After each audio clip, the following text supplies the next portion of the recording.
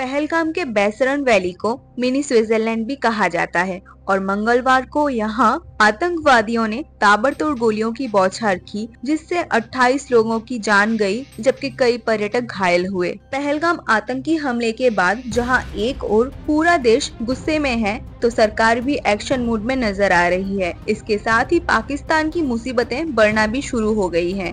इसका अंदाजा इस बात से लगाया जा सकता है कि मंगलवार के आतंकी हमले में 28 लोगों की मौत के बाद पाकिस्तान को 10 बड़े झटके लगे हैं, जिनसे देश की इकोनॉमी को भी बड़ा खतरा माना जा रहा है। आइए जानते हैं कि पाकिस्तान के स्टॉक मार्केट से लेकर अर्थव्यवस्था के मोर्च पर क्या क्या हुआ। हमले के बाद पीएम नरेंद्र मोदी ने सख्त तेवर दिखाए हैं। बुधवार को सीसीएस में पाकिस्तान के खिलाफ कड़े फैसले लेने के बाद गुरुवार को पीएम नरेंद्र मोदी ने बिहार में एक जनसभा को संबोधित करते हुए पाकिस्तान को कड़ा संदेश देते हुए कहा कि आतंकियों और उनकी साजिश रचने वालों को उनकी कल्पना से भी बड़ी सजा मिलेगी। इन्हें मिट्टी में मिलाने का समय आ गया है।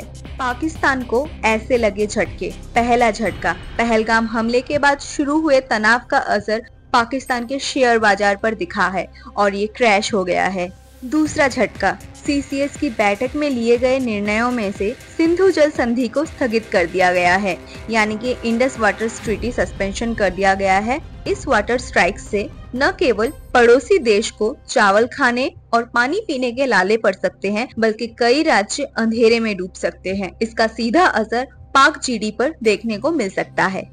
तीसरा झटका, पाकिस्तान को अगला बड़ा झटका अटारी चेक पोस्ट को तत्काल प्रभाव से बंद करने से लगेगा। सरकार ने अटारी में बने चेक पोस्ट को तुरंत बंद करने का फैसला लिया है, जिसके बाद से पाकिस्तान को अनुमानित 3000 करोड़ रुपए से ज्यादा नुकसान हो सकता है। पाकिस्तान में इसी पोस्ट से सोयाबीन, मुर्गे का दाना, सब्जियां, प्लास्टिक दाने और लाल मिर्च समेत अन्य सामान भेजा जाता है। चौथा झटका, आतंकी हमले के बाद भारत की ओर से लिए गए कड़े फैसलों में से एक ये भी है कि सभी पाकिस्तानी नागरिकों के वीजा कैंसिल कर दिए हैं। केंद्र सरकार ने बुधवार को घोषणा की कि सार्क वीजा छूट योजना के तहत पाकिस्तानी नागरिकों को भारत आने की अनुमति नहीं दी जाएगी। पांचवा झटका, सीसीएस की बैठक में पाकिस्तान के खिलाफ लिए गए सरकार के फैसलों को देखें तो वीजा रद्द होने के बाद भारत में मौजूद किसी भी पाकिस्तानी नागरिक को अगले 48 घंटे के भीतर देश छोड़कर वापस जाना होगा और पाकिस्तानी नागरिक अब भारत का दौरा नहीं कर पाएंगे। छठा झटका, पहलगाम आतंकी हमले के बाद अंतर्राष्ट्रीय मुद्रा कोष यानी IMF ने FY25 के लिए पाकिस्तान की जीडीपी ग्रोथ के अनुमान को पहले के 3% से घटाकर 2.6% कर दिया है।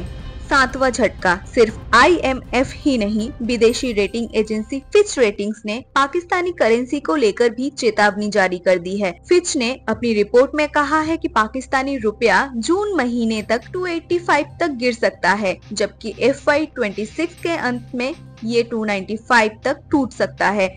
ये भी पहले से आर्थिक तंगी झेल रहे पाकिस्तान के लिए बड़ा झटका है। आठवां झटका, वर्ल्ड बैंक ने पाकिस्तान के लिए चेतावनी जारी की है कि चालू वित्त वर्ष के दौरान लगभग 1 करोड़ पाकिस्तानियों को गंभीर खाद्य असुरक्षा का सामना करना पड़ सकता है, जिससे गरीबी के स्तर में वृद्धि होने की उम्मीद है। ये चेतावनी तब आई जब वर्ल्ड बैंक ने पाकिस्तान के इकोनॉमिक ग्रोथ के पूर्वानुमान को घटाकर 2.7% कर दिया। नौवां झटका, नई दिल्ली स्थित पाकिस्तान हाई कमीशन में तैनात पाकिस्तानी डिफेंस एडवाइजर्स को भारत छोड़ने के निर्देश दिए गए हैं और उन्हें देश छोड़ने के लिए सरकार ने सिर्फ 1 हफ्ते का समय दिया है। इसके अलावा दोनों हाई कमीशन में तैनात कर्मचारियों की संख्या को भी 55 से घटाकर 30 करने का निर्णय लिया गया है। 10वां झटका, भारत ने पहलगाम आतंकी हमले के बाद एक और सख्त कदम उठाते हुए पाकिस्तान को झटका दिया है।